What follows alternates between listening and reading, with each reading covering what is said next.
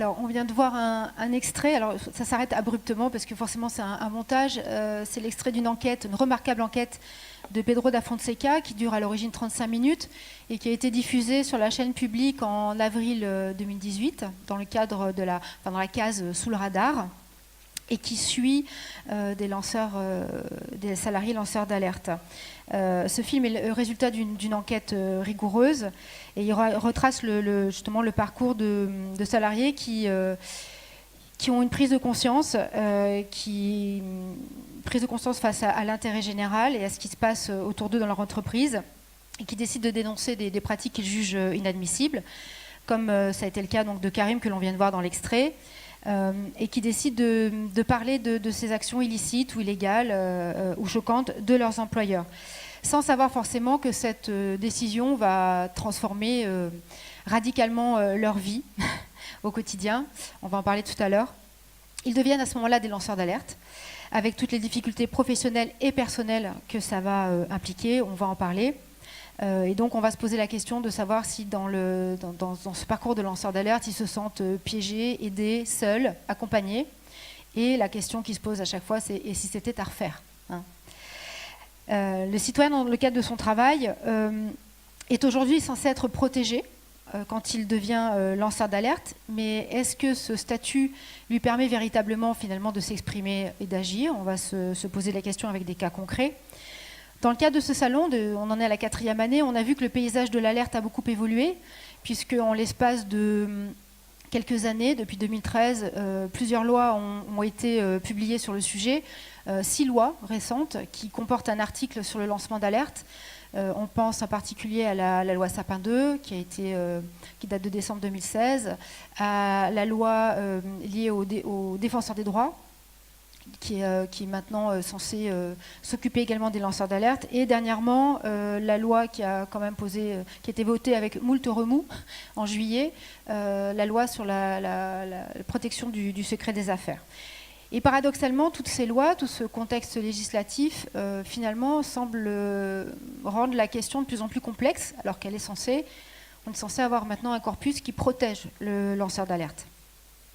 On va donc se poser la question ce soir avec nos 3 invités. On a 3 invités lanceurs d'alerte dans les entreprises et 3 représentants de ceux qui accompagnent et qui aident les lanceurs d'alerte, c'est-à-dire les médias, les juristes, les avocats et les associations.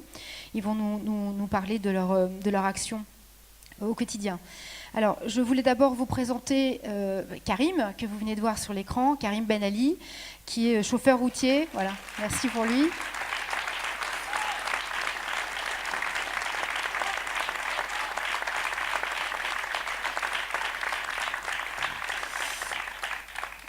Alors, Karim est chauffeur routier depuis l'âge de 19 ans. Il est papa de 3 enfants, dont un est dans la salle. Il était, lorsque ça s'est passé, donc intérimaire chez Suez Environnement. Il conduisait des camions de déchets provenant de l'usine ArcelorMittal de Florange. Et en 2017, comme vous l'avez vu, donc, il lance une alerte, sans savoir qu'il lançait une alerte. Enfin, c'était un cri du cœur, en publiant donc, sur Facebook 2 vidéos qui vont être reprises par un journaliste. Ces vidéos vont devenir virales, 5 millions de vues finalement en ligne. Et elles vont ensuite être au cœur donc, de l'enquête de Pedro da Fonseca. Et à terme, une enquête pénale va être ouverte par le parquet de Thionville, dont on va en reparler. Également, donc, à mes côtés, donc, un autre lanceur d'alerte, Jean-Luc Touly. Jean-Luc Touly a passé 20 ans au sein de Veolia Eau, donc de 1976, 42 ans en tout, mais oui, ça m'impressionne trop, avec des interruptions. Syndicaliste également, qui a été donc licencié, réintégré, enfin on va rentrer dans le détail de son affaire, qui a été à l'origine de plaintes contre Veolia Roumanie, la Martiniquaise des Eaux, enfin il y a un long parcours juridique et judiciaire. Et Suez, c'est une filiale de Suez, tout à fait, aussi. Il est aujourd'hui donc responsable eau à la fondation... non, pas en ce moment. Il a arrêté aussi, mais il arrête tout. Non, il fait plein de choses. Mais conseiller municipal, investi non plus. Il a été viré. Bon, il va nous raconter ça, décidément compliqué. Et auteur de 9 livres, ça, c'est fait. Donc vous en voyez un ici et il sera ensuite en dédicace à l'espace librairie. C'est sur la fin de vie, mais Voilà. Bon. Fait d'autres choses. Donc, Jean-Luc Touly, on en reparlera. On a également avec nous un autre lanceur d'alerte. Merci. Alain Gauthier. Donc, Alain Gauthier, qui a lancé l'alerte, lui, en 2013, sur les agissements de son employeur, donc l'entreprise Vortex, qui est une entreprise qui s'occupe de transport de personnes en situation de handicap, et qui a dû faire face à des mesures de rétorsion directe, de discrimination, revenu sur salaire, avertissement, mise à pied, attaque en correctionnel, et actuellement qui subit une plainte en diffamation.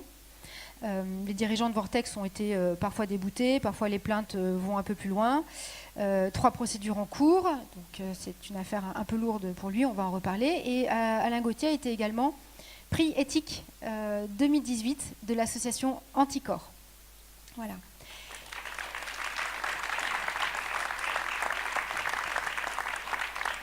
Alain est accompagné de son conseil, de son avocate, Claire Roquet, qui est au bout. Elle l'accompagne ce soir parce qu'effectivement, comme il y a une plainte en diffamation, toujours épaulé par son avocat, c'est toujours plus facile de pouvoir s'exprimer. Claire Roquet est également l'avocate de la famille de Maurice Audin, depuis qu'elle a repris la suite de Roland Rapaport, qui est décédé l'année dernière. Et Claire Roquet est par ailleurs aussi l'avocate du syndicat des pilotes SNPL, notamment liée à l'affaire de la German Airwings, l'affaire de la 320. Voilà. Elle pourra nous en reparler. Et enfin, last but not least, Pedro da Fonseca, à côté de moi, qui est journaliste, qui est journaliste réalisateur de documentaires, notamment pour l'agence Première Ligne. Il a collaboré sur de nombreux documentaires en lien notamment avec les printemps arabes, documentaires d'investigation. Il a réalisé notamment un documentaire sur les violences policières. On a une table ronde en cours sur ce sujet. Sur l'environnement, il prépare actuellement un documentaire pour Arte. Il revient juste de Syrie, puisqu'il suit actuellement les internationalistes qui rejoignent les combattants kurdes contre Daesh. Et il vient également de signer un livre qui est également à l'Espace Librairie, de co-signer un livre sur une enquête sur la SNCF, paru aux éditions de l'Observatoire.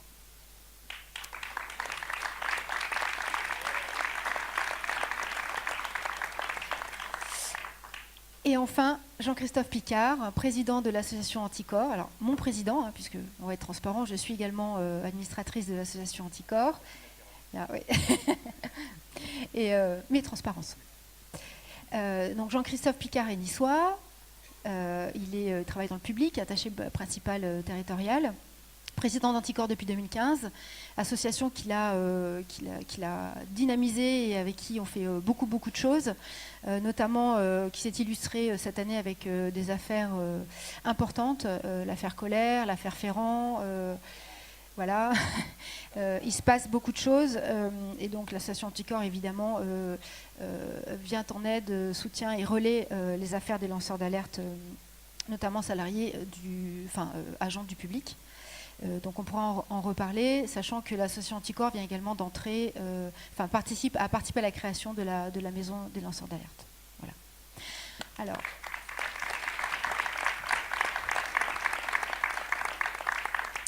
Je me retourne vers Pedro da Fonseca, qui est le réalisateur de l'extrait de film que nous venons de voir. Alors ma question c'est, qu'est-ce qui t'a décidé à filmer Karim au moment où ce n'était pas encore totalement connu et reconnu, même si ça commençait un petit peu à bouger, et quelles ont été la suite de la diffusion du documentaire sur Planète ? Bonjour, merci. Enfin, je suis très content d'être ici, de pouvoir partager ces extraits avec vous, d'être ici avec Karim, même si je ne suis pas super à l'aise pour tout ce qui est discours en public. J'ai préparé un petit texte. La genèse du film, en fait, donc c'est un film que j'ai réalisé avec l'aide de Cédric, qui est ici présent dans la salle et qui a été monté par Mathieu Gosgen, qui a été produit par une agence qui s'appelle Première Ligne dans le cadre d'une série qui s'appelle Sous le radar. L'idée, c'est de s'intéresser aux vidéos qui sont postées par les citoyens sur Internet pour alerter sur des scandales, enfin des choses qu'ils trouvent anormales. Moi, personnellement, j'étais intéressé par tout ce qui était problématique liée à l'environnement, j'avais fait la proposition du film, c'était au printemps, juste avant l'été. La vidéo de Karim n'était pas encore sortie. Et bon, enfin, voilà, elle est sortie début juillet, il y a un énorme buzz médiatique. Je commence à m'intéresser. Moi, il m'a fallu un certain temps en fait, avant de rencontrer Karim. Je pense qu'on entre en contact, c'était courant de l'été, mais on se voit la première fois début novembre. Il y a un an, jour pour jour, qu'on a commencé en fait à travailler sur le film. Quand il était, c'est comme je l'explique dans le film, quand on s'est rencontrés la première fois, il était hospitalisé depuis plusieurs semaines, il était isolé, il y avait quelques soutiens citoyens, il y avait eu des crowdfunding qui avaient été faits en sa faveur, notamment par Arthur Dubois et d'autres personnes. Mais ce qu'il faut rappeler, c'est qu'au quotidien, assumer cette pression, assumer ce choc, quoi, qui est l'alerte qui avait été lancée, c'est quelque chose qu'il devait assumer seul. Comme on l'a rappelé, et juste pour redresser un peu le tableau rapidement, Karim il était intérimaire et en l'espace de 12 jours de travaux à travers une boîte d'intérim, il va se retrouver avec le numéro 1 mondial de l'acier face à lui, un des poids lourds du CAC 40, à savoir Suez, et puis aussi un entrepreneur local qui est le patron de la boîte d'intérim, qui est aussi actionnaire du FC Metz. Il n'y a pas été avec le dos de la cuillère. Il y a eu une vraie enquête, puisque donc il y a vraiment du coup les journalistes ont permis et ont aidé Karim à finalement récupérer, reconstituer des pièces très utiles pour la suite de l'affaire. Karim il poste, après je vais te laisser répondre, mais il poste sa vidéo, c'était en janvier, mais elle va sortir que 6 mois plus tard, grâce à la journaliste de France Bleu qui va... Et vous notamment, vous avez fait des relevés. Alors, nous, après, on a lancé une enquête, mais l'enquête, on va la débuter. La vague médiatique, l'explosion médiatique de la vidéo, c'est début juillet. Et nous, on va commencer à travailler, avec Cédric, on commence à bosser sur le sujet début novembre. Et en l'espace de 6-7 semaines, en fin de compte, on va tourner et réaliser, et enquêter. Et on va trouver 7-8 éléments nouveaux, des éléments d'investigation qui vont permettre d'y voir un peu plus clair. Moi, quand je rencontre Karim, au départ, j'étais intéressé par comment est-ce qu'on lance l'alerte, qu'est-ce que c'est que le quotidien d'un lanceur d'alerte, mais est-ce que son alerte elle est viable ou pas? Moi j'en sais rien à ce moment-là, je sais pas, je vais le voir. Et la chose qui est importante, c'est que le premier élément qu'on va trouver, ça va être à travers l'appel qu'on va donner aux pompiers, et là je vais comprendre que le discours qui est tenu par la direction d'ArcelorMittal, c'est pas vraiment ça, quoi. La réalité est très différente. Et puis il y aura des... Et donc pour le coup, il y a des témoignages qui sont enregistrés, il y a des relevés de terrain qui sont faits. On se rend sur le Crassier un dimanche matin de pour novembre. Pour faire des prélèvements. Ce qui est vital, parce que pour en parler après pour la procédure, c'est qu'après les résultats ne sont pas concomitants, ne sont pas les mêmes que les résultats officiels menés par le procureur. Oui, alors nous on a fait oui, c'est un peu compliqué parce que l'acide c'est pas comme les métaux lourds, c'est quelque chose qui réagit très vite, qui est neutralisé, et nous on va faire des prélèvements au mois de novembre, presque un an suite au déversement de Karim, et on va faire analyser ces prélèvements par un laboratoire indépendant qui s'appelle Analytica.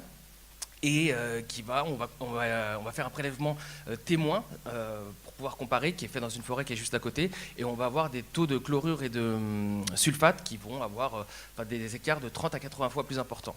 Mais ça suffit pas c'est pas une preuve suffisante parce que dû à la nature de l'acide. Qu'est-ce que je voulais vous dire d'autre que j'ai oublié? C'était une enquête qui était assez difficile. Une des choses les plus difficiles, en fait, c'est le silence.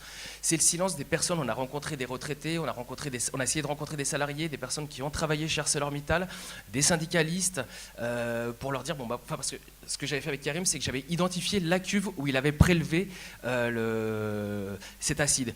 Moi, je ne suis pas spécialiste, je suis pas ingénieur, je ne connais pas moi tout ce secteur-là, et j'avais besoin de parler avec des personnes pour savoir qu'est-ce qu'il y avait dans ces cuves-là. Et en fait, c'est silence radio. Personne ne réagit, personne ne veut parler. On a fait du porte-à-porte, on a fait du phoning, comme on fait souvent en enquête. Très difficile d'avoir... Ça a été une des choses les plus difficiles. Et même au niveau des élus. Par exemple, le maire de Florence, je l'ai contacté plusieurs fois pour avoir un échange, déjà pour une interview, ensuite pour un échange informel, et en fin de compte, on n'a jamais eu de retour. Et juste une petite anecdote, il y a un malaise, il y avait un malaise clairement qui a été jeté dans la vallée. À Marange-Sylvange, c'était Karim qui m'avait rappelé cette affaire.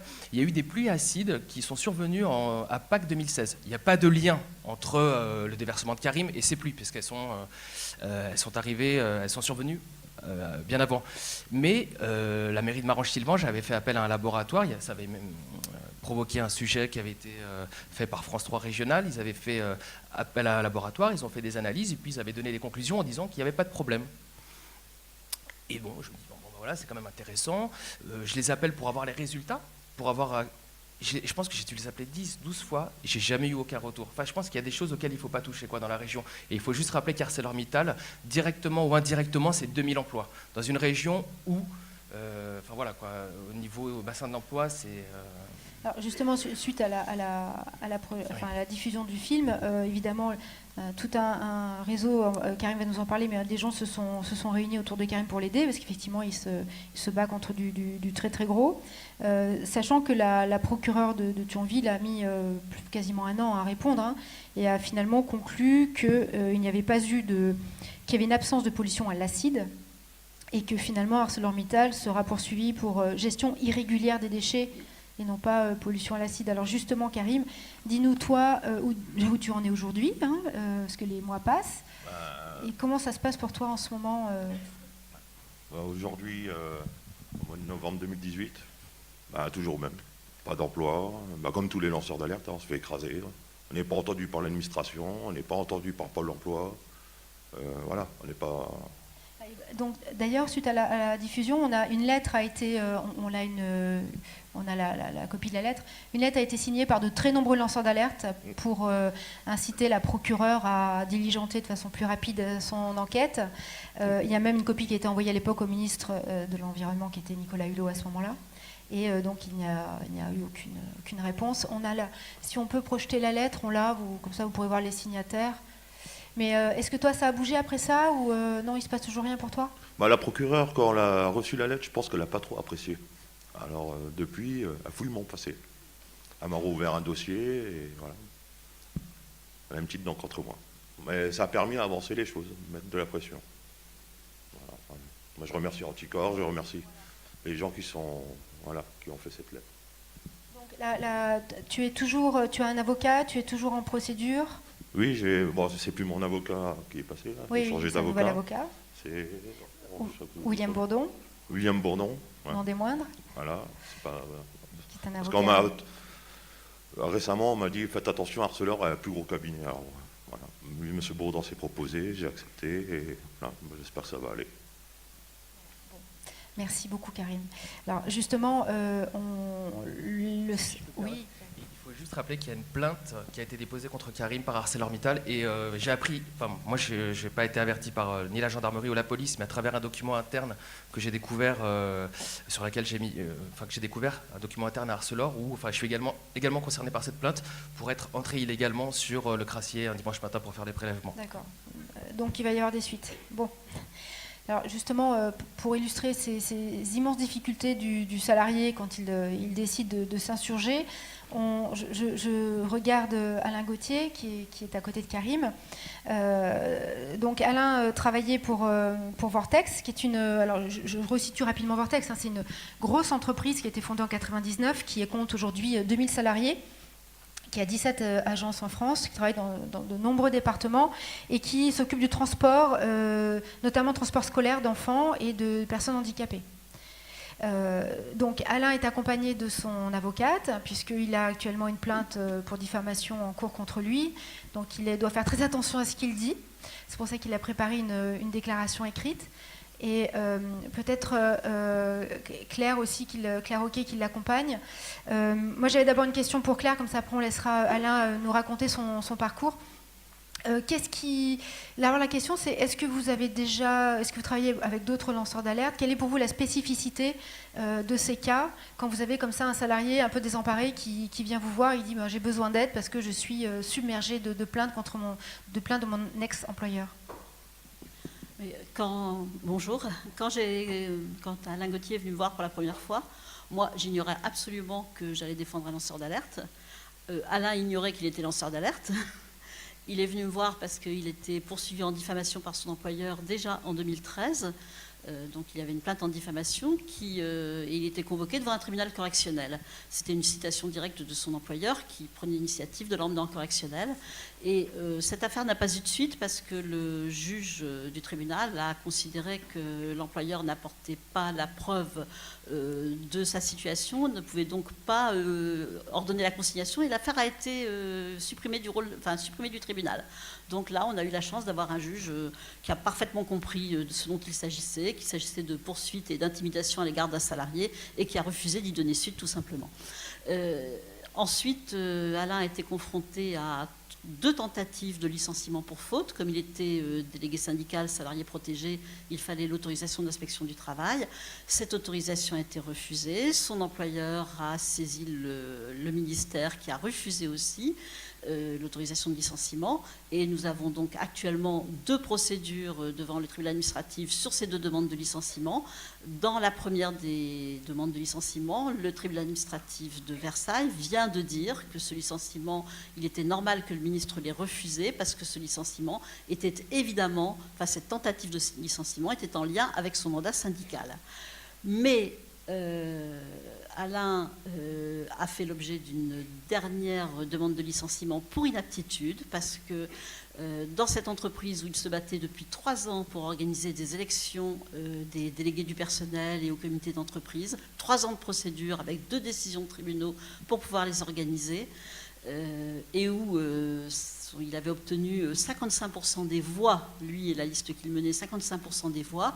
L'employeur a créé de toutes pièces une liste au 2e tour de soi-disant salariés indépendants, autonomes, qui ont accusé Alain et une autre déléguée syndicale d'avoir détourné de l'argent du comité d'entreprise parce que les chèques vacances n'avaient pas été envoyés aux salariés, l'employeur refusant de communiquer les adresses au comité d'entreprise. Oui, donc ça va très loin dans le détail. Ouais, ça va très bien dans le détail. Et cette accusation a été répercutée auprès de tous les salariés parce que, comme par hasard, la liste autonome, elle a eu à la disposition toutes les adresses des salariés. Alain et la liste autonome, 15 jours plus tard, remportaient à 5 sièges contre 4 les élections. Et ça, évidemment que les gens engagés dans ce combat avec Alain et Alain l'ont très très mal vécu. Et le médecin du travail a écarté Alain de l'entreprise en disant qu'il était en danger immédiat. Et l'employeur en a profité pour obtenir son licenciement pour inaptitude. Voilà. Et cette fois, ce licenciement a été autorisé, refusé par l'inspection du travail, autorisé par le ministère. Et nous avons engagé une procédure au tribunal administratif. Et le tribunal administratif vient de dire que ce licenciement avait été valablement autorisé parce qu'il était en inaptitude, refusant de faire le lien avec le mandat. Alors nous allons évidemment faire un recours, mais c'est vous dire le marathon judiciaire dans lequel il est depuis 5 ans. Et il est à nouveau poursuivi en diffamation par son employeur. Et le jugement, l'audience se déroulera le 20 décembre à Montpellier. 20 décembre. Voilà le parcours judiciaire auquel nous sommes confrontés depuis 5 ans. Ouais. Alors justement, on va donner la parole à Alain qui va nous... Alain veut que je dise un mot aussi. Oui. Parallèlement, parce que nous ne faisons pas que subir les procédures, nous avons déposé plainte au nom de la fédération CGT du transport et du syndicat créé par Alain et un certain nombre de ses collègues dans l'entreprise Vortex.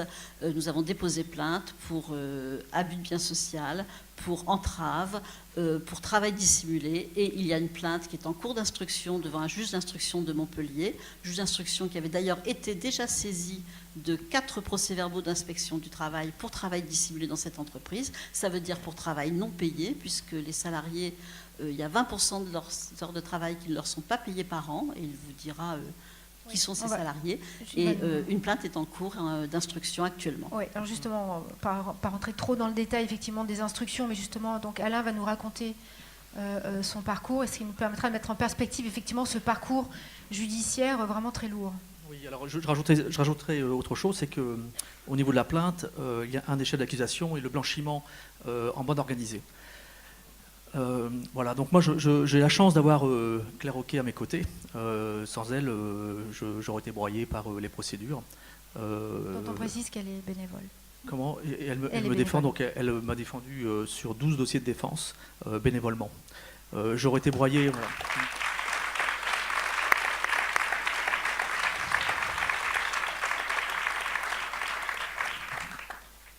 l'entreprise m'aurait asphyxié financièrement. C'était son souhait. Beaucoup de lanceurs d'alerte n'ont pas, je pense à Alain Robert ou François Nicolas qui sont en face de moi. Et puis toi, Karim, hein, tu m'émeus énormément. Parce qu'on se retrouve tous à travers Karim. Moi, je rentre dans ma 7e année de combat, en fait. Et donc, pour éviter d'avoir à rajouter une énième procédure en diffamation à mon encontre et épargner mon avocate qui en assure ma défense bénévolement, j'ai souhaité faire une note et vous lire cette note. Je sais que ça va pas être, c'est pas toujours très intéressant dans le cadre d'un débat, mais je n'en ai pas le choix, en fait. Voilà. Donc, avant tout, je voudrais rendre hommage à Stéphanie Gibault, auteure du livre La traque des lanceurs d'alerte, paru donc il y a un an. Elle emploie le mot paria pour définir le vécu du lanceur d'alerte. C'est en rédigeant cette note hier après-midi que j'ai réellement pris conscience de la justesse de ce qualificatif. Un lanceur d'alerte, c'est avant tout un paria pour les pouvoirs publics. Et Karim en est la preuve. Je me suis retrouvé, moi, un peu par hasard, dans le transport scolaire d'enfants en situation de handicap. Je suis père de 3 garçons, et après un congé parental d'éducation, j'ai souhaité mettre en suspens momentanément ma carrière professionnelle et trouver un emploi me permettant de concilier vie professionnelle et vie familiale. Je m'attendais à trouver dans ces secteurs publics d'aide à l'enfance handicapée un secteur surprotégé. J'y ai trouvé tout le contraire. Situation indigne, souffrance et désolation. J'étais loin d'imaginer qu'en 2012, une entreprise exerçant une délégation de services publics pour le compte de plus de 70 départements, chargée de transporter chaque jour à l'école 8000 enfants en situation de handicap, comptant 2500 conducteurs à temps très partiel, répartis dans 17 agences en France, disposant de 45 millions d'argent public, puisse fonctionner en électron libre dans la législation du travail, sans service des ressources humaines, sans instance représentative du personnel et surtout sans contrôle des autorités. Alors que les salaires mensuels sont de l'ordre de 300 à 500 euros, l'entreprise trouve encore les moyens de ne pas payer la totalité des heures de travail à ses conducteurs. Le sentiment d'abandon et d'humiliation des conducteurs de ce secteur est tel que l'on compte dans cette entreprise leader un turnover annuel de 50%. Le 4 avril 2012, je décidai de déposer une alerte administrative auprès de l'inspection du travail d'Evry qui m'appela à des réceptions de mon courrier. « Oh là là, monsieur Gauthier, oh là là, tout ce que vous faites, tout ce que vous dénoncez dans votre courrier, nous le savons. Il faut absolument que vous vous rapprochiez au plus vite d'une organisation syndicale afin d'obtenir un statut de salarié protégé. » Évoquant un risque de licenciement, elle ajoutait « Nous avons besoin de vous dans l'entreprise et non en dehors. » Le 25 avril 2012, je fus nommé délégué syndical d'entreprise. Après une première action de grève, mon avocat de l'époque m'informa que l'entreprise était prête à m'offrir une indemnité transactionnelle importante pour que je quitte l'entreprise.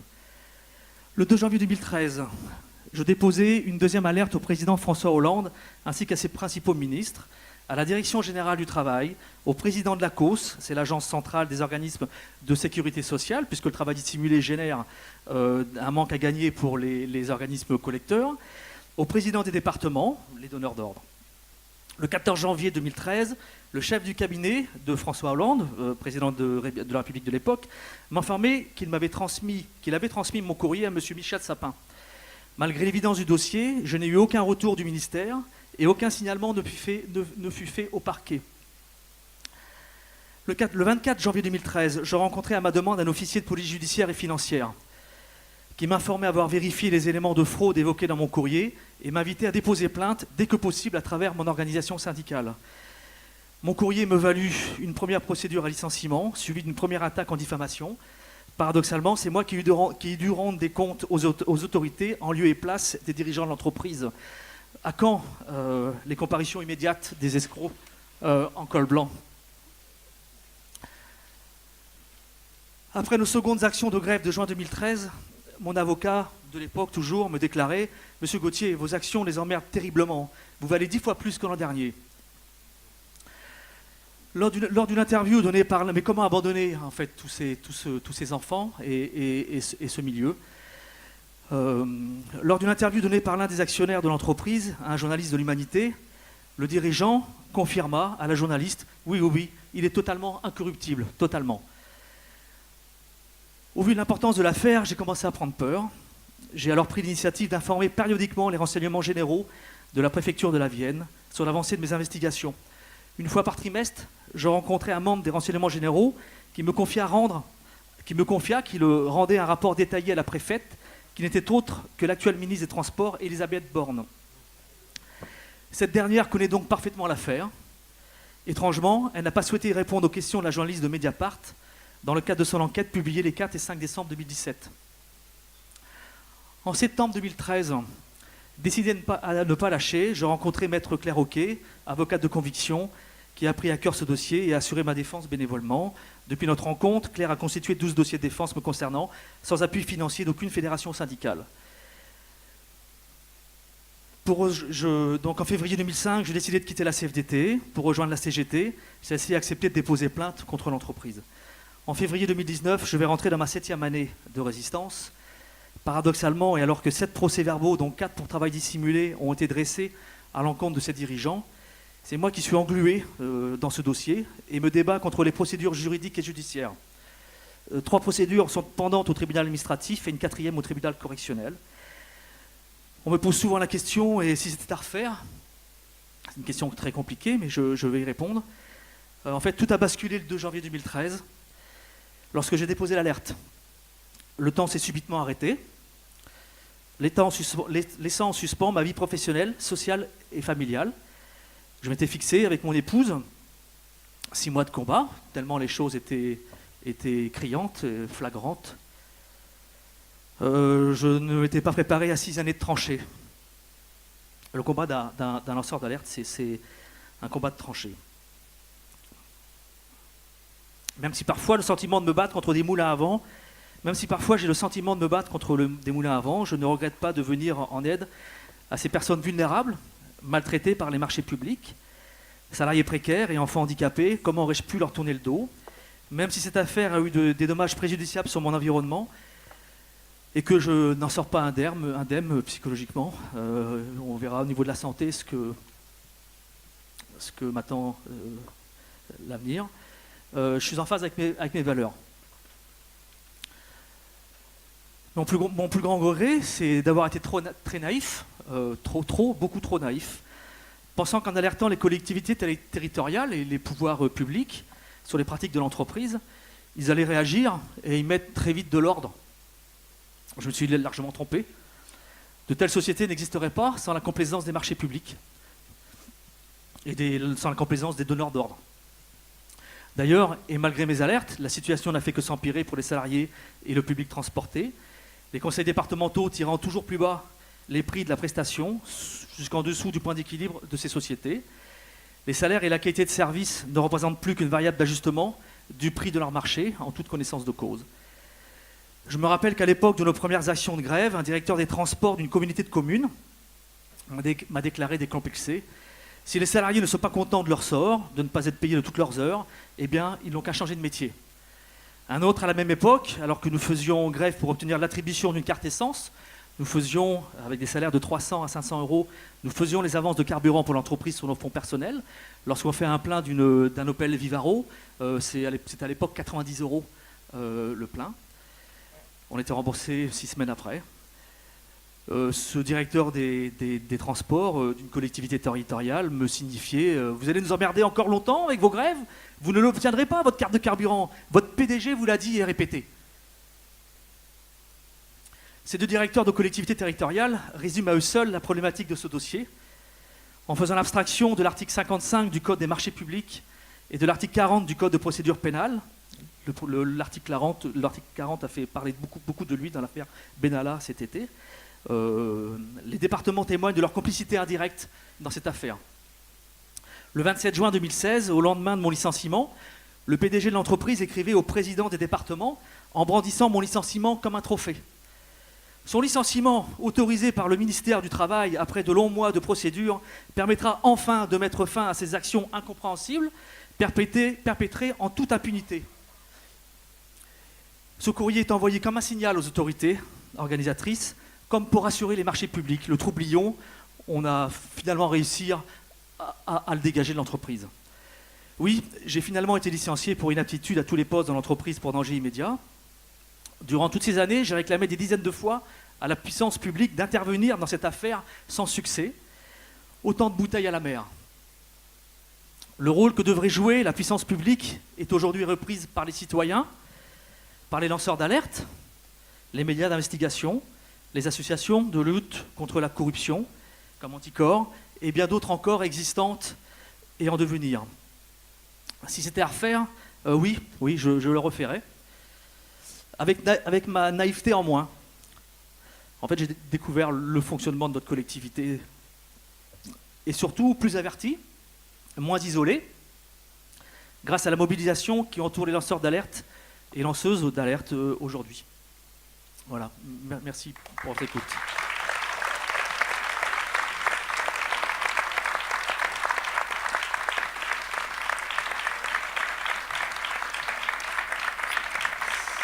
Merci Alain.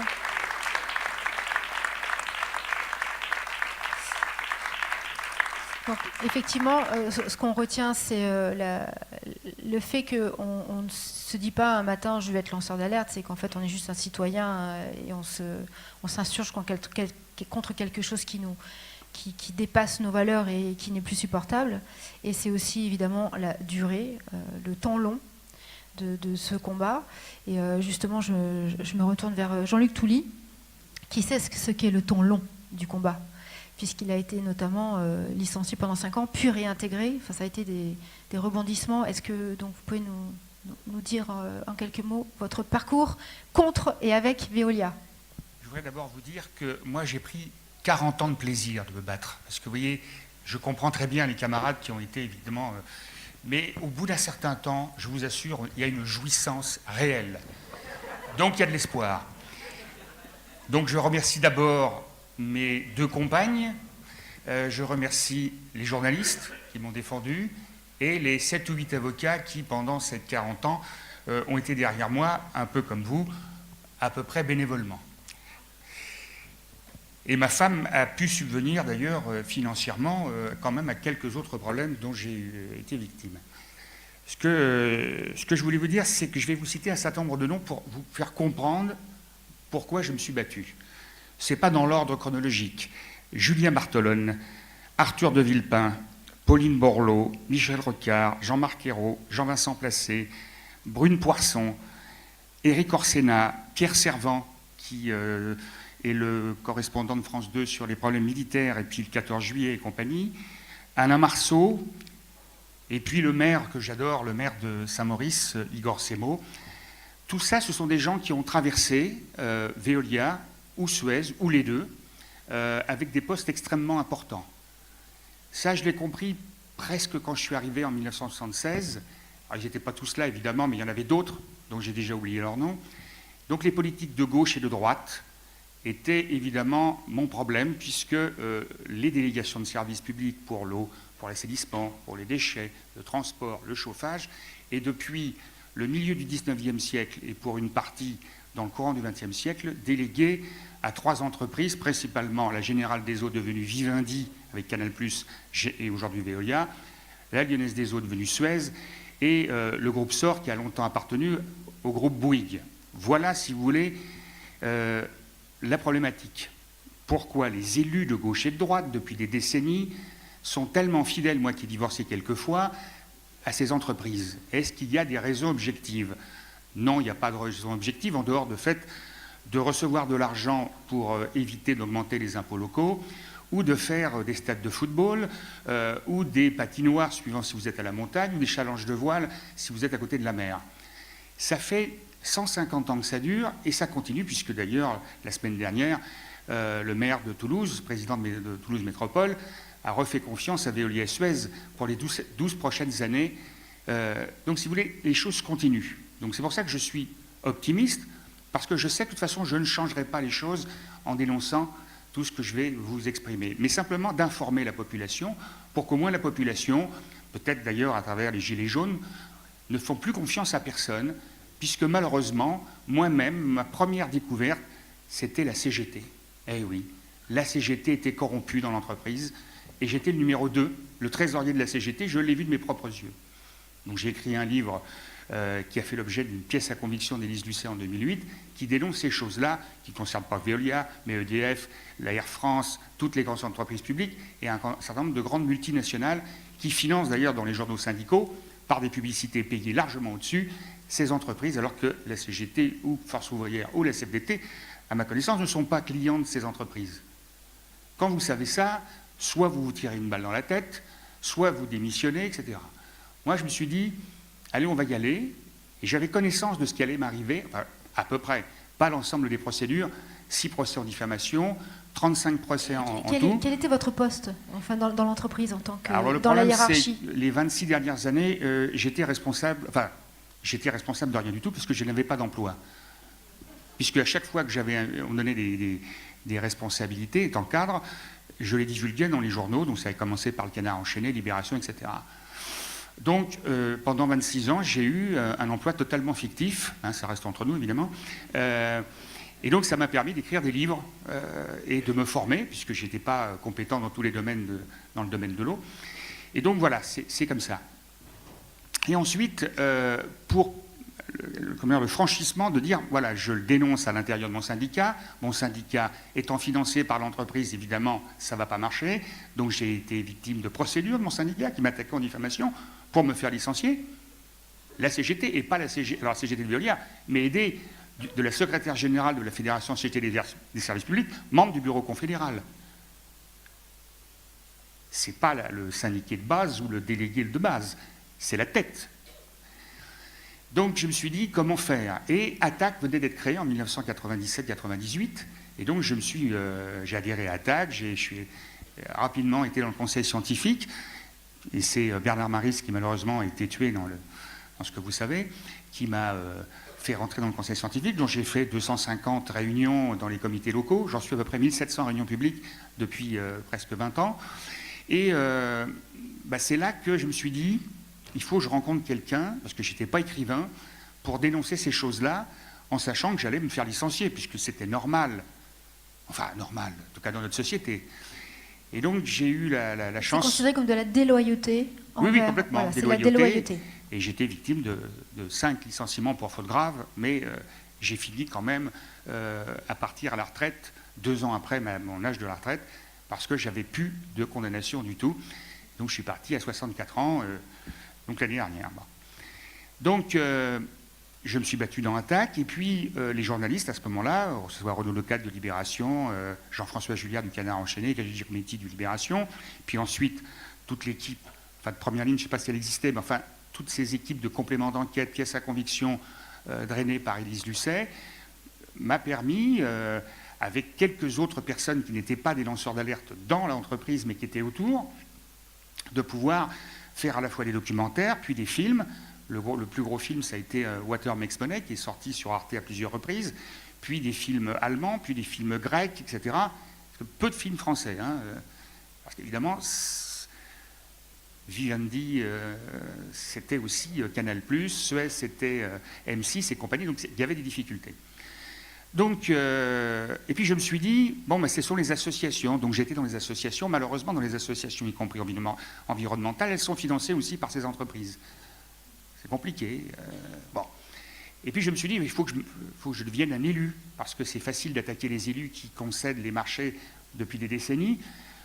Et donc j'ai adhéré, notamment grâce à José Bové et à Eva Joly, juge anticorruption, justement, et je faisais partie pratiquement depuis le début d'Anticor, de dire il faut prendre tes responsabilités, parce que c'est facile d'attaquer, parce que c'est là que ça se passe.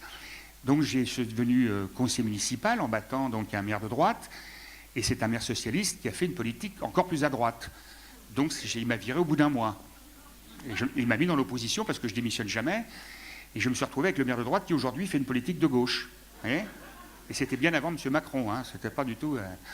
Et puis Europe Écologie m'a fait confiance pour devenir conseiller régional. Et alors là, ça a été ma deuxième expérience, et ça sera la dernière, parce que là, j'ai vu de près des gens comme Jean-Vincent Placé, qui remettait la Légion d'honneur au PDG de Veolia en présence d'André Santini, qui pour moi est un des plus corrompus et depuis longtemps.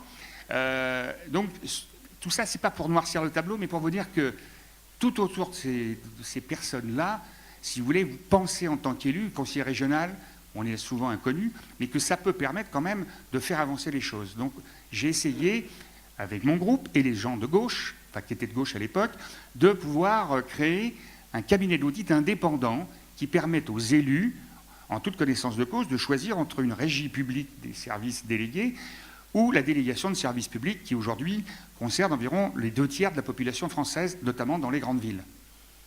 Et là, Cécile Duflot, Jean-Vincent Placé, des élus socialistes, des élus de ce qu'on appelait le parti de gauche, etc., étaient un peu gênés. Je ne parle pas des élus de droite qui étaient contre par principe. Donc je me suis aperçu que de toute façon, je ne pourrais pas faire évoluer les choses, et tellement que j'essayais d'engager une procédure, d'ailleurs, contre pratiquement tous les élus, avec Corinne Lepage, qui a été mon avocat une fois, j'ai vu que je n'y arriverais pas non plus.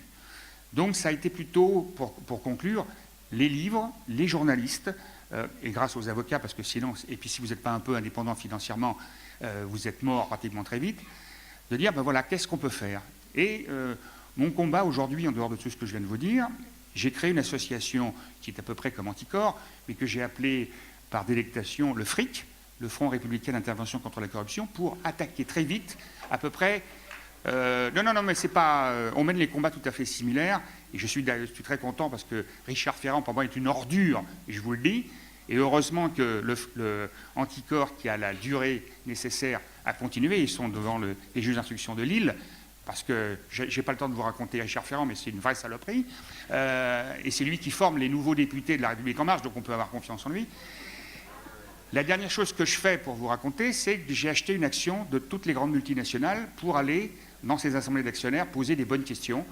Et chaque année, depuis plusieurs années, j'arrive à avoir la parole difficilement, et je pose la question en disant: Monsieur le PDG de Veolia, où vous en êtes de vos affaires de corruption en Roumanie, au Luxembourg, aux États-Unis, etc.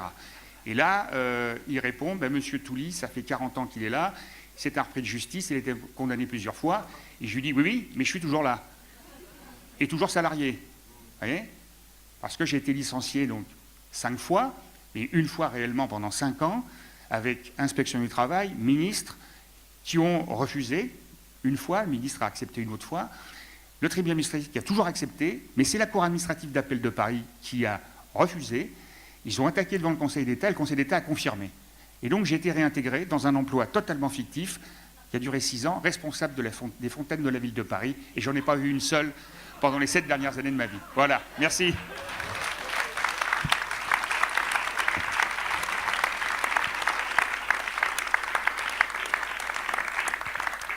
Alors justement, on parlait, la transition est toute faite avec le travail d'Anticor auprès des salariés. Donc Jean-Christophe Picard, président de l'association, il vient tout juste d'être créé, après plusieurs mois de configuration, une maison des lanceurs d'alerte.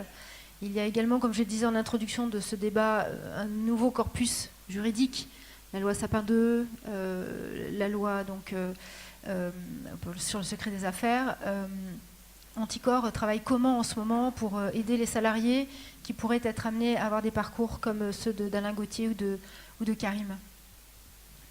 Eh bien, effectivement, on fait ce qu'on peut, c'est compliqué, mais on a remis effectivement un prix éthique à M. Gauthier parce que c'est l'archétype du lanceur d'alerte, c'est effectivement quelqu'un qui est courageux, qui a dénoncé, qui met une alerte, qui subit des représailles qui vont jusqu'au licenciement et qui ensuite a essuyé ce qu'on appelle les procédures bâillons.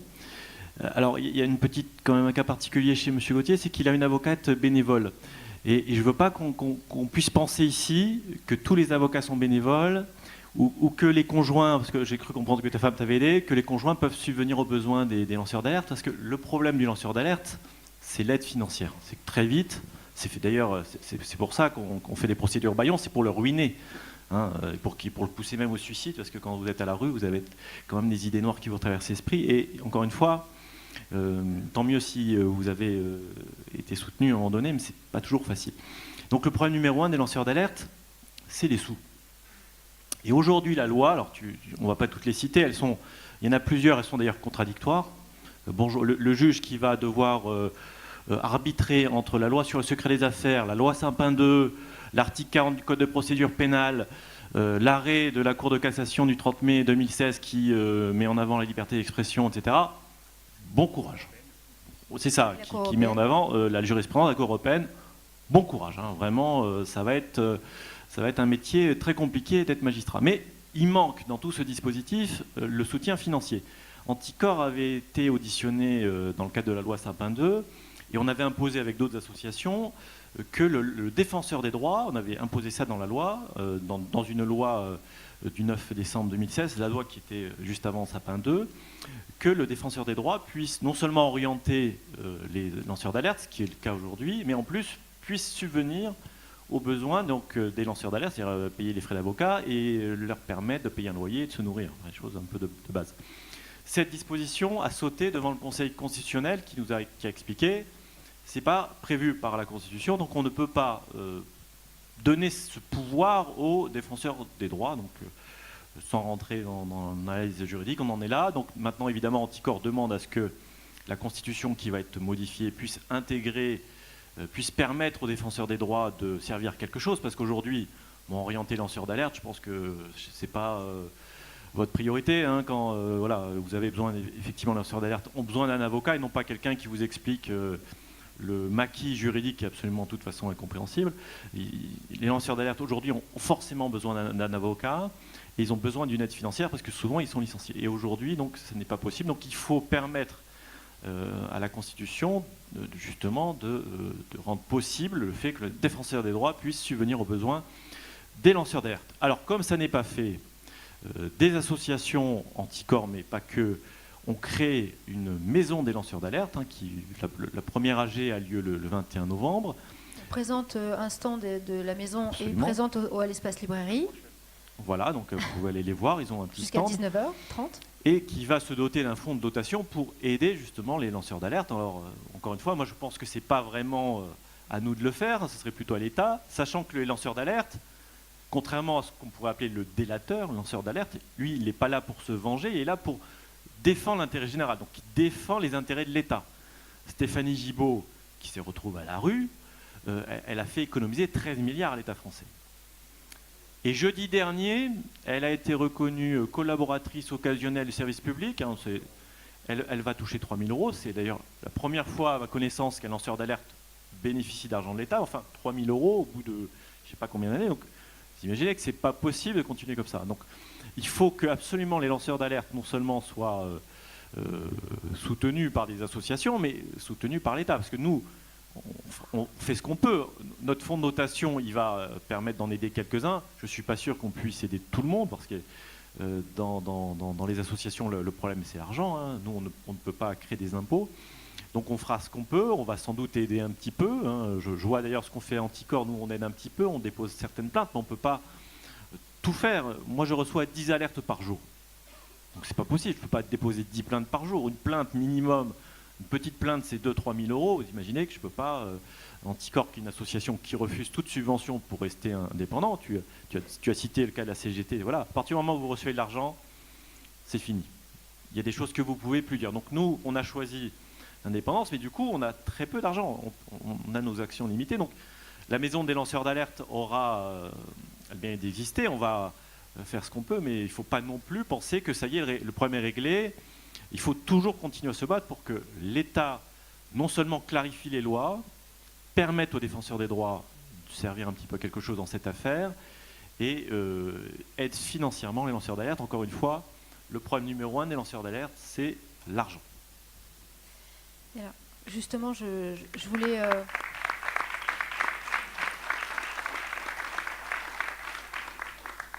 Anticor reçoit une avalanche d'alertes et c'est vrai qu'il y a une...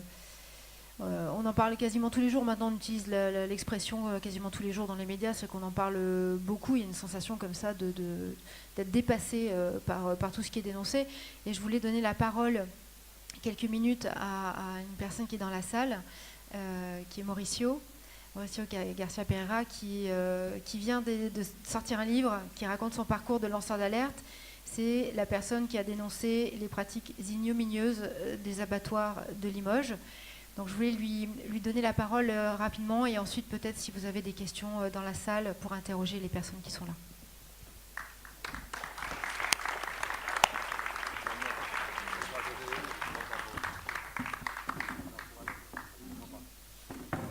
J'ai pas pour longtemps. Merci. Bonsoir à tout le monde. Merci de m'avoir invité. Merci à Carole, à Monsieur Ibanez, organisateur de ce salon.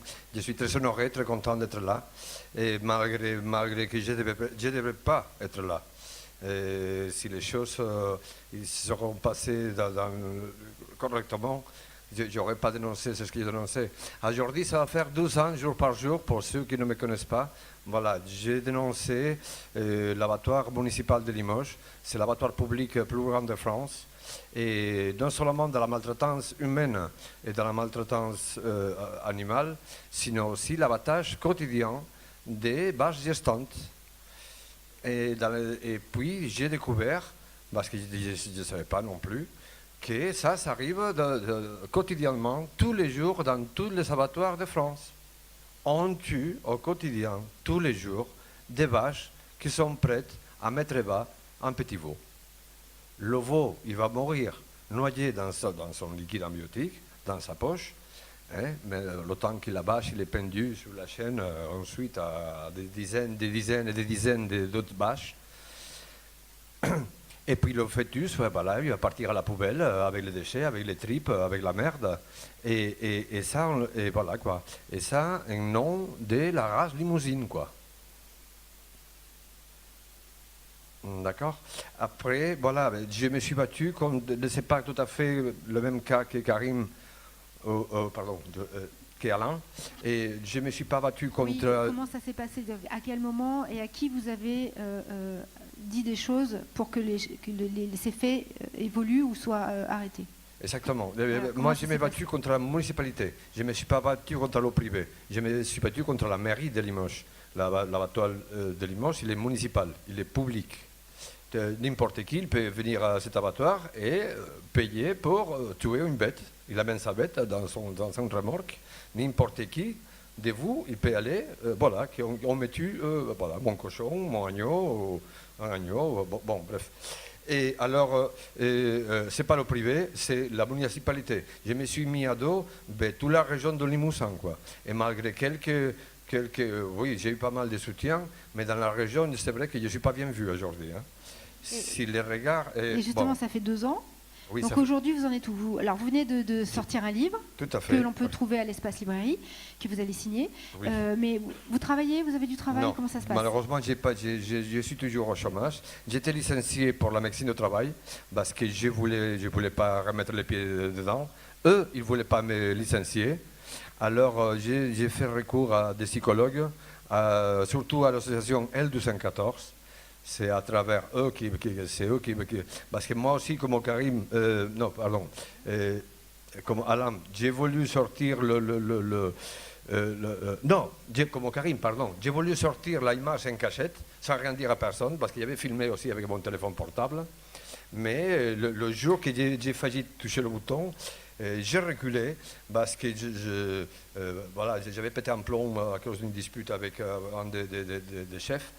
Mais je me suis dit, si je dénonce ça tout seul, émigré comme je suis, un petit ouvrier à l'abattoir de Limoges, ils vont me couper en deux, et personne ne va rien entendre. Peut-être qu'il va finir dans le bac à merde avec les petits veaux, et personne n'entend plus parler d'espagnol, quoi. Le Pueblo Unido, voilà. Alors, du coup, là, j'ai reculé. Je l'explique tout dans le livre. Et quelques mois après, j'ai vu un reportage sur le 20h, le soir, voilà, L214, qui sortait des images sur un autre abattoir dans le sud de la France. Et on s'est scandalisé parce qu'on voyait un ouvrier balancer un petit agneau par-dessus une rambarde, et après, un autre ouvrier qui donnait des petits coups avec un bâton. Des petits coups, des gros coups avec un bâton à un cochon. Et vous êtes scandalisé pour ça? Vous êtes scandalisé pour ça parce que un agneau pauvre, il vole un petit peu et un cochon, il reçoit trois coups. Alors quand je sors, parce que je le savais dans mon téléphone, quand je sors mes veaux, hein, avec sa petite langue, toute bien formée, au point de naître, tout chaud, dans leur liquide amniotique, hein, qui a de sang partout, et bien, vous voyez sa petite tête avec les yeux fermés, et la petite langue toujours qui coule. Parce qu'à chaque fois qu'ils sont morts, ils ont toujours la petite langue. Moi, je croyais que la petite langue, c'était un message. Mauricio fait quelque chose, quoi. On entend de nous massacrer. Ça a servi, puisque l'abattoir a été... Non, pas du tout. L'abattoir de Limoges, on parle de l'abattoir municipal plus important de France. Il est intouchable. Il est toujours ouvert. Il est toujours ouvert. Ils ont fait des travaux parce qu'on a dénoncé les box d'abattage. Il était trop large. Les bêtes, ils se promenaient dans tous les sens. Même des fois, il y a eu des fois qui sautaient par-dessus et s'échappaient carrément dans la chaîne. On voit, bon, putain, une vache. C'est vrai en plus. Je ne monte pas. Bon, aujourd'hui, voilà. toujours, je suis au chômage. Comme, voilà, c'est trop difficile. Heureusement, eux, ils voulaient faire une commission disciplinaire contre moi. Finalement, c'était conseillé pour les avocats et ils sont refusés. Ils ne sont pas portés plainte contre moi parce que moi, je en sais beaucoup. Et des problèmes d'intérieur, des manques à la réglementation, et eux, ils ne sont pas mis contre moi. Mais par contre, moi, je n'ai pas moyen de trouver un boulot dans la zone de Limoges, quoi. Alors, d'ailleurs, s'il y a des employeurs dans la salle, on a mis à l'espace librairie un petit papier. Vous pouvez donner vos coordonnées et on fera le lien. Voilà, n'hésitez pas. Et si dans 3 mois, je ne trouve pas un boulot, mon chômage il aura fini. Et peut-être que voilà, l'Espagnol il va rentrer dans son pays. Merci Mauricio. Et laissez tomber mes enfants. Merci beaucoup, merci à tous. Bon courage à vous. Voilà, on est ensemble. Merci.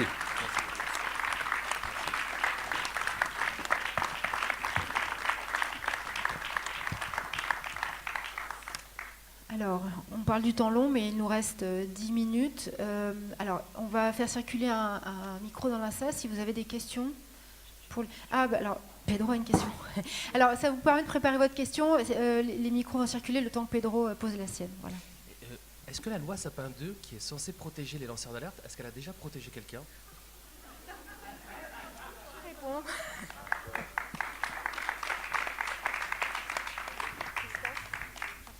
Enfin, je te passe tout de suite la parole. Moi, je ne crois pas du tout à ces lois-là. La meilleure façon de faire, c'est en toute connaissance de cause, hein, c'est pas facile, parce qu'on prend des risques, c'est de faire... Moi, j'ai plus confiance aux avocats et aux journalistes d'investigation qu'à quelques comptes personnes qui pourraient se faire le relais entre le chef d'entreprise et le lanceur d'alerte. Jamais je donnerai d'informations à un intermédiaire qui va le répéter éventuellement au-dessus. Dans le public, on est censé, avec ces nouveaux dispositifs, avoir un déontologue maintenant dans les institutions publiques. Un référent alerte. Je pose une question. Un référent. Mais dans le privé aussi d'ailleurs. Voilà, alors justement, qu'en est-il? Alors déjà, les lois ne sont pas encore complètement appliquées, même si c'est obligatoire. Le référent alerte est obligatoire depuis le 1er janvier 2018. C'est quand même très peu appliqué. Il n'y a pas d'ailleurs de sanctions si on n'applique pas, mais déjà, non seulement il faudra arbitrer entre les lois qui existent, mais en plus arbitrer entre les lois qui existent et qui ne sont pas appliquées, donc c'est un peu compliqué pour l'employé. Alors le souci de la loi Sapin 2, c'est qu'il faut passer par l'employeur. Alors si l'employeur n'est pas dans le coup et qu'on dénonce une malversation dont il est l'employeur, c'est le supérieur hiérarchique, hein, c'est-à-dire qu'on doit remonter voilà. Jusqu'à l'employeur. Voilà. Donc si le supérieur ou l'employeur n'est pas dans le coup et que lui-même est une victime de cette malversation, certainement que le lanceur d'alerte va être aidé. Par contre, si la hiérarchie est dans le coup, évidemment, ça va mal se passer pour le lanceur d'alerte qui va subitement être mal noté, on va lui trouver des tas de problèmes, enfin, des tas de raisons de le licencier du jour au lendemain. Et après, alors on dit, bon, il peut toujours se battre devant le tribunal, mais enfin voilà, c'est des années de travail. Donc le dispositif aujourd'hui pose un problème parce que lorsque, on va dire, l'employeur est lui-même, on va dire, mouillé, aujourd'hui le dispositif est vraiment pas prévu dans ce cas-là. Donc c'est un vrai souci. Alors il n'y a pas encore de cas, je ne pense pas qu'il y ait encore de cas de lanceurs d'alerte protégés. Moi, je trouve qu'il y a une jurisprudence intéressante du 30 mai 2016 de la Cour de cassation qui a appliqué la jurisprudence européenne, en fait, qui dit voilà, on a le droit de lancer une alerte au prétexte qu'on a une liberté d'expression. Donc, cette jurisprudence me semblait simple. Alors, on a fait des tas de lois en France pour dire à peu près ça, avec des procédures un peu plus compliquées, mais En gros, au nom de la liberté d'expression, on a le droit d'énoncer une atteinte à l'intérêt général ou un délit. Donc je trouve que déjà ça suffit et cette jurisprudence n'est pas encore remise en cause, donc espérons que ça perdure. Et cette jurisprudence n'impose pas cette procédure un peu bizarre d'aller voir son supérieur pour expliquer qu'on va le dénoncer parfois. Juste chez Veolia, l'année dernière, ils ont embauché, alors ils n'ont pas appelé ça un référent, mais le directeur de la conformité. Ils ont employé l'ancien directeur de Tractfin. Vous voyez la sincérité de ces gens-là.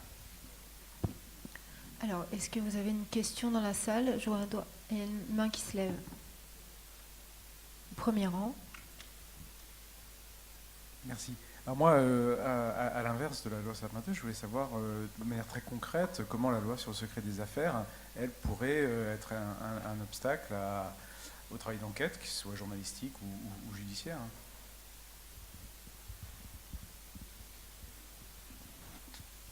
Justement, on attend de voir ce qu'on entend par secret, puisque la loi est un peu floue. En fait, c'est un secret, c'est quelque chose qui a un intérêt commercial.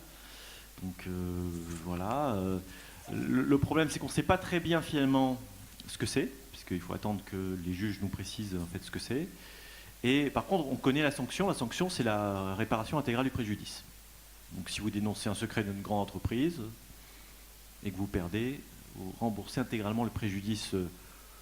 Ça va être des millions, hein, donc vous êtes ruiné de suite. Voilà, donc c'est un petit peu un problème. Et encore une fois, c'est pas clair entre l'arbitrage, entre finalement votre droit d'alerter une atteinte à l'intérêt général et l'interdiction de révéler un secret qui a un intérêt commercial pour l'entreprise. Moi, je suis juriste de formation, je suis même chargé d'expertise juridique, donc je suis quand même assez pointu. Je ne peux pas vous expliquer, donc je ne suis pas sûr que madame qui est avocate, on pourrait lui demander son avis.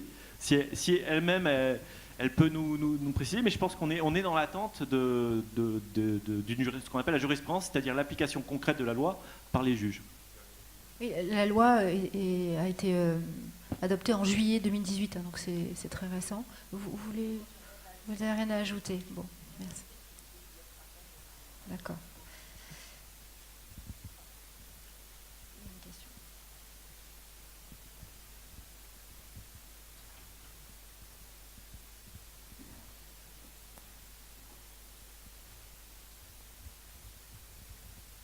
Excusez-moi, je souhaitais faire part d'un certain malaise lié à votre intervention, monsieur, j'ai oublié votre nom, Veolia.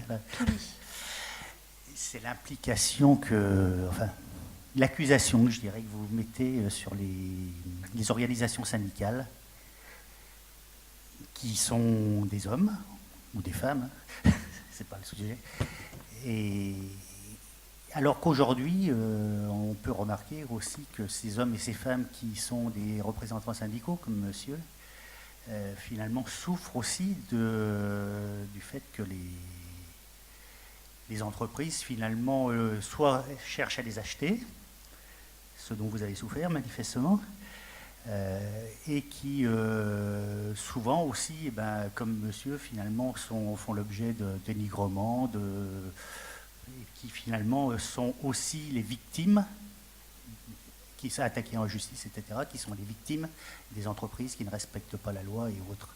Donc j'ai un problème, moi, quand vous attaquez les organisations syndicales, les syndicats qui ne sont pas bien, etc., alors que finalement c'est souvent des gens qui se battent pour les autres, comme tous les lanceurs d'alerte.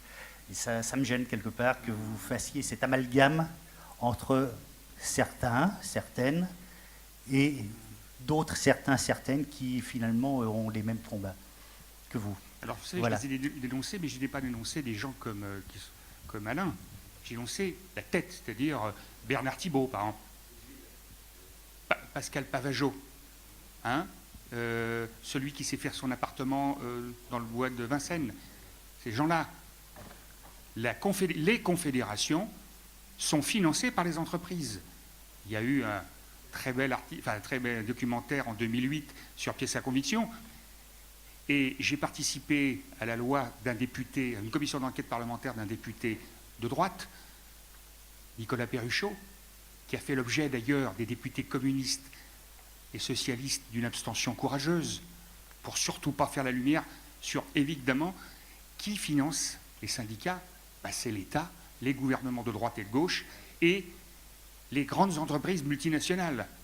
C'est ça que je dénonce. Mais je ne dénonce pas le syndicalisme, je ne dénonce pas les syndiqués, qui eux ne le savent pas, ça. Parce que dans mon entreprise, tous les syndicats sont contre moi. Notamment le numéro 1 de la CFDT, qui représente tout le personnel de tout le groupe Veolia, qui est le directeur du développement durable de Veolia, ancien député socialiste de Lorient. C'est à ce niveau-là. Et tant que les syndiqués n'accepteront pas ce genre de choses, ben le syndicalisme, ça ne va pas, parce que les gens ils voient bien qu'il y a des permanents qui sont permanents pour leurs intérêts, avec des financements occultes. Il faut se le dire, mais ça touche les associations, ça touche les partis politiques. Vous imaginez bien que des multinationales, quand ils font du lobbying, ils ne s'arrêtent pas qu'aux élus, pour la paix sociale. Et expliquez-moi pourquoi à Dassault, la CGT ne fait jamais de grève, de choses comme ça. Hein?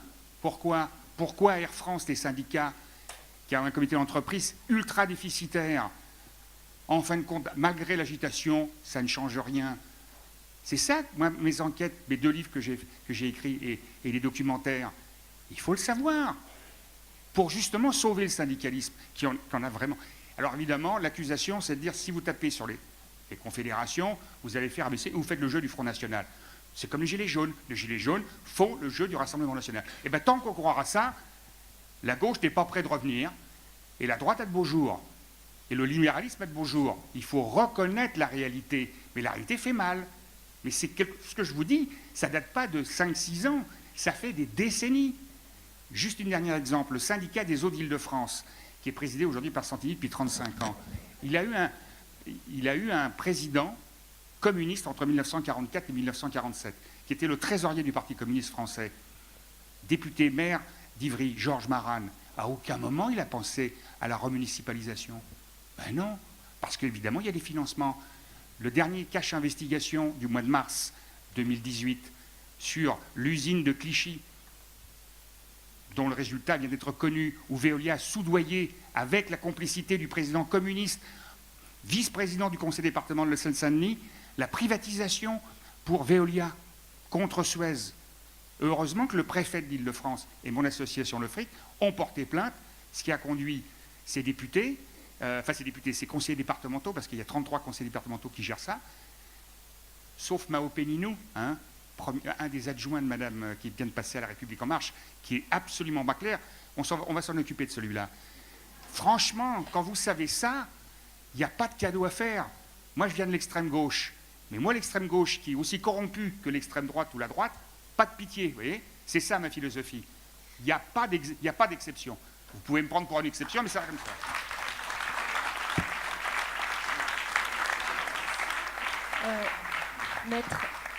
Maître Oquet va peut-être aussi répondre. Moi, je voudrais quand même dire que d'abord, je comprends votre malaise. Je le partage un peu parce que les choses sont quand même peut-être un peu plus complexes que cela. D'abord, on sait que, par exemple, aujourd'hui, le mouvement ouvrier est totalement criminalisé. Il n'y a qu'à prendre l'exemple des gens de chez Goodyear. Hein. Deuxièmement, la plainte que nous avons déposée contre l'entreprise, elle a été relayée par le procureur de la République qui a fait un réquisitoire contre X, évidemment, parce que c'est la prudence qui le veut, dans ces cas, et comme toujours, mais elle est portée par la Fédération des transports CGT, et sans la Fédération des transports CGT, on n'aurait pas pu déposer cette plainte, donc c'est quand même beaucoup plus complexe, et effectivement, je pense que les syndicats et les salariés soutenus par leurs organisations syndicales ils ont aussi un rôle de lanceur d'alerte, et je crois que c'est important qu'il y ait un débat qui s'instaure entre les fédérations syndicales et les mouvements de lanceurs d'alerte pour justement voir comment ils peuvent travailler ensemble.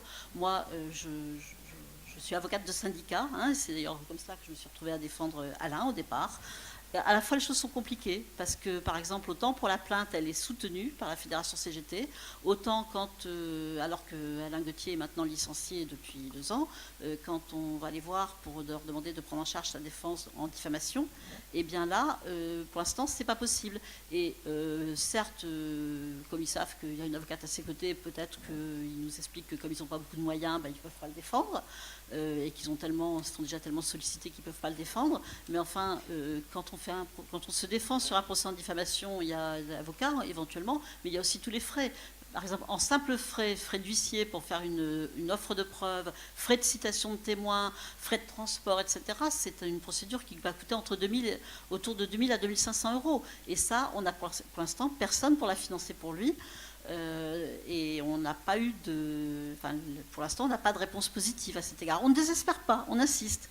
On insiste, bon. Mais c'est pour vous dire que la situation est quand même peut-être plus complexe que ce que... Alors après, chacun a son vécu. Et moi, je ne mets pas en cause ce que vous dit M. Touly sur son vécu. Mais le nôtre est un peu différent à cet égard. Mais c'est compliqué, c'est contradictoire. Et il y a un long débat, je crois, mais un débat important à mener avec les organisations syndicales, dont je pense qu'elles ont également un rôle de lanceur d'alerte à jouer et qu'elles le jouent aussi assez régulièrement quand même, il faut le dire.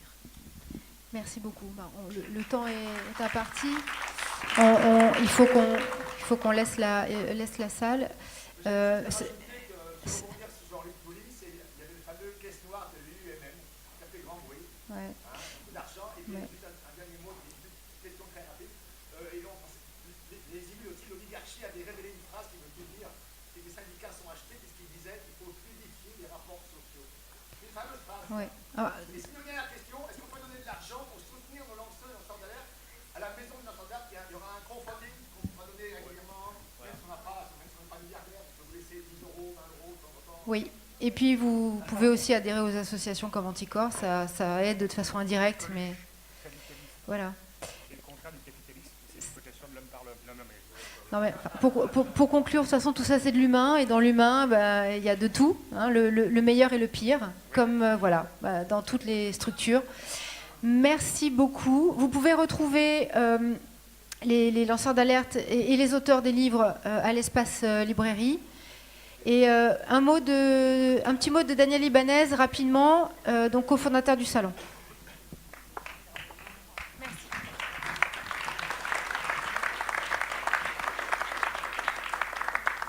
Je m'excuse, je monopolise un petit peu le micro, mais je voulais absolument remercier tous les participants à la table ronde. Et ce que je voulais dire, c'est que c'était essentiel pour le Salon des livres et de l'alerte de donner la parole aux salariés, aux travailleurs, parce que les lois dites de protection des lanceurs d'alerte sont des lois illisibles.